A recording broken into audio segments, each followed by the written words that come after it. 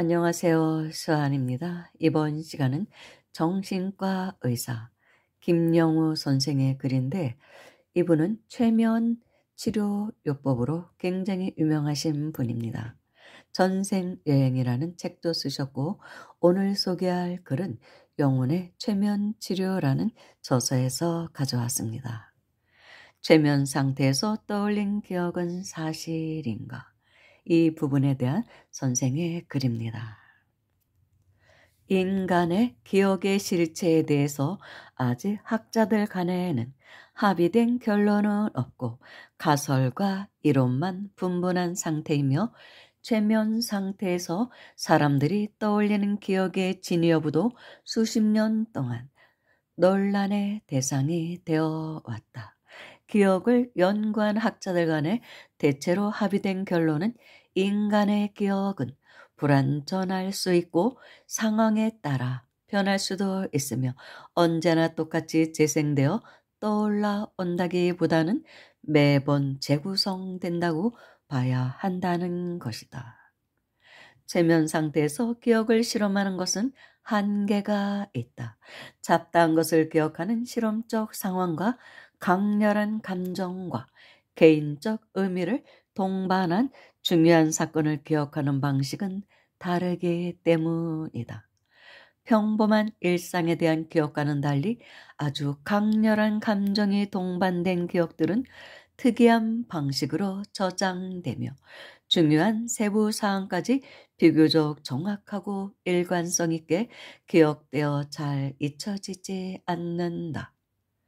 이렇게 최면은 의미 없는 일들의 기억을 회상하는 데는 큰 도움이 되지 않지만 개인적으로 중요한 의미가 담긴 정보나 감정적으로 중요한 자료들을 회상하는 데는 큰 도움이 된다는 연구 보고는 많은 학자들의 공감을 얻고 있다.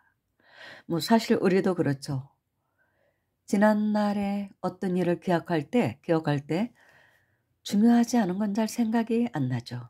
뭔가 강렬한 거, 강렬한 추억, 기쁨이든 슬픔이든 아주 강렬하게 인상을 남겼던 그런 것들이 생각나지 그 많은 것을 다 기억한다면 머리가 터지죠. 사람이 살 수가 없죠. 사람이 사실은. 그래서 최면을 해도 정말로 강렬한 기억이 저장된 것만 떠오르지 세세한 것까지 다 기억하지는 못한다는 것입니다. 최면을 해도 강한 감정을 동반한 기억은 세월이 많이 흘러도 비교적 정확하게 원형을 유지하기 때문에 최면 연령대행이나 전생대행 시의 환자가 떠올리는 중요한 기억들은 신중하게 다루어져야 한다.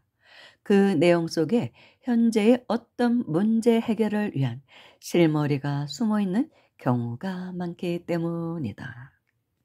최면 상태에서 떠올린 아주 어린 시절의 기억이나 전생의 기억 속에는 항상 당시의 실제 상황이나 역사적 사실과 다른 부분이 있을 수도 있다.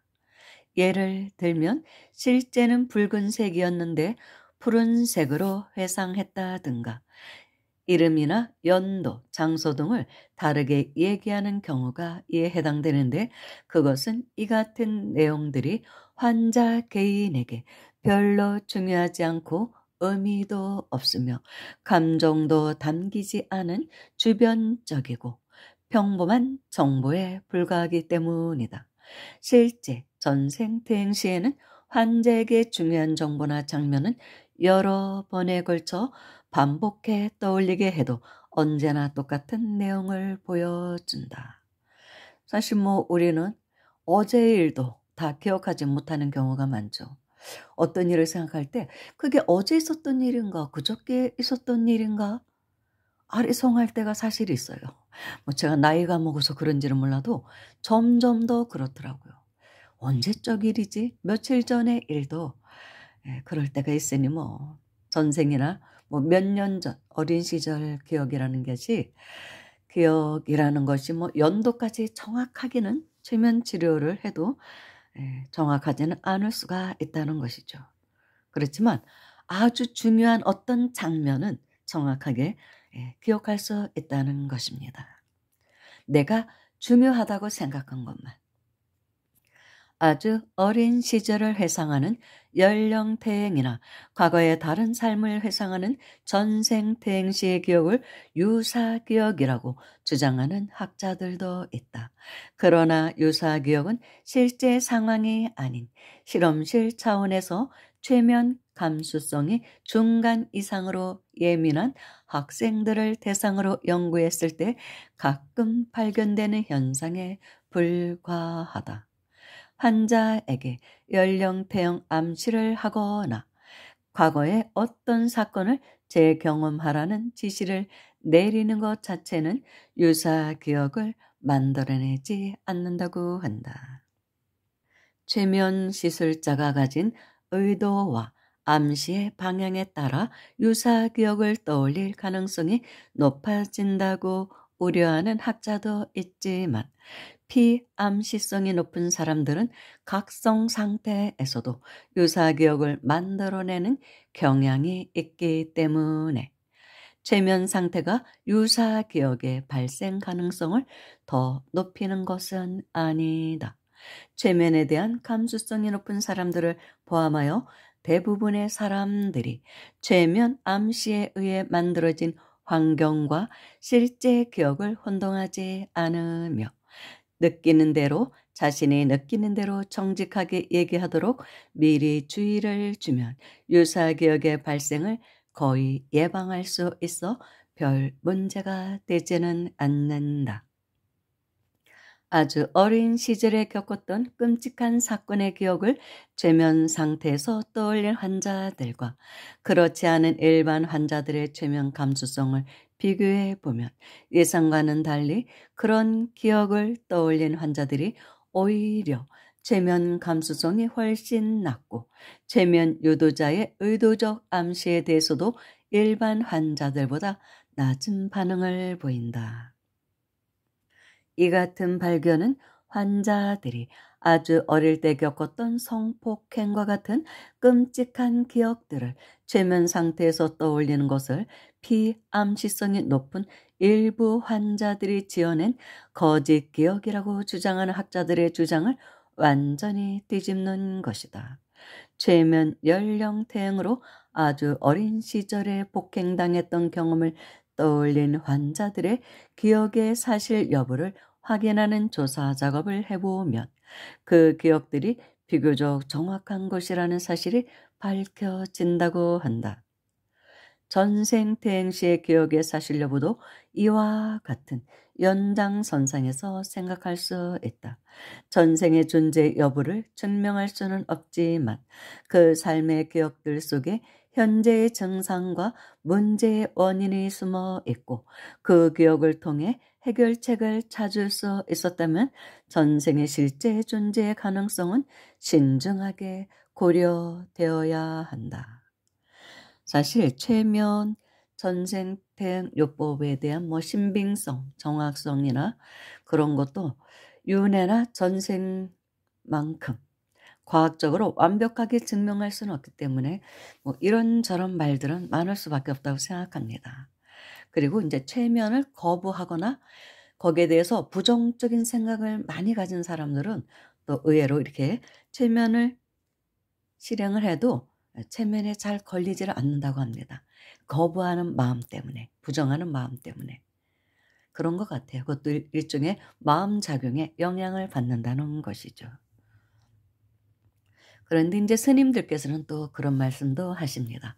우리가 체면치료라든지 꿈속에서든 아니면은 기도를 하다 선정에 잠시 들었을 때 보이는 어떤 전생이라는 것도 100% 정확하다고 할 수가 없는 것이 나의 기억 속에는 내 기억만 있는 게 아니고 내 부모나 이웃의 기억도 같이 공존하고 있다는 것이죠. 그럴 수 있겠죠. 또 이제 DNA 속에 부모의 우리가 DNA를 다 갖고 있잖아요. 그러다 보면 우리 부모의 전생의 기억도 어느 정도 내가 갖고 있다는 거예요. 그래서 그거를 기억해낼 수 있는데 그것을 나의 기억으로 착각할 수 있다는 것이죠. 나의 전생이라고. 그래서 그런 것에 너무 빠져들지 말라라고 말씀하고 계십니다. 꿈이나 이제 뭐 선정이 들었을 때 보는 것은 DNA 속에 저장된 정보가 떠오르는 것이기 때문에 내 기억이 아닌 경우도 있다는 것이죠. 그럴 수도 있을 것 같아요. 근데 인제 체면요법은 그거하고 좀 다르게 말씀하고 계십니다. 정확하게 인제 메시지를 준다는 것이죠. 지시, 그러니까 명령어를 정확하게 주기 때문에 고 부분만 집중해서 인제 그 치료를 받는 사람들이 기억해 내기 때문에 크게 "착오가 없다."라고 말씀하고 계십니다. 아무튼 이분의 글을 읽다 보면 이 요법으로 인해서 체면 치료로 많은 병을 고친 사람들이 있더라고요. 그래서 그런 면에서는 이 심리 치료의 한 방편으로 지금은 사용하고 있거든요, 이 부분을. 그래서 앞으로 또 많이 발전이 되면 좀 더 좋은 결과가 나오지 않을까. 무조건 '그런 게 어디 있어.'라고 저는 절대로 생각하지 않습니다. 항상 열린 마음을 갖고 들을 건 듣고 제가 받아들일 건 받아들이고 또 공부가 되는 부분들이 분명히 있더라고요. 다중인격 장애 같은 부분은 굉장히 공부가 되더라고요. 그래서 앞으로 이분의 좋은 글을 몇 편을 소개해 드리려고 합니다. 실제적인 예, 치료의 예를 제가 좀 소개해 드리려고 합니다. 감사합니다.